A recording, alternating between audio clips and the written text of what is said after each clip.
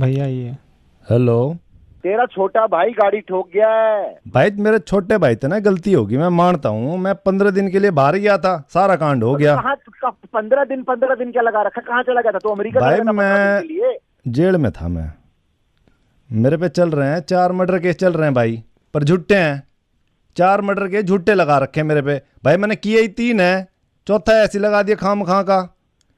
तो उस केस के सिलसिले में मैंने जाना पड़ा बार बार, तो वह प्रॉब्लम होगी। इसके पीछे इसने पता नहीं क्या कांड कर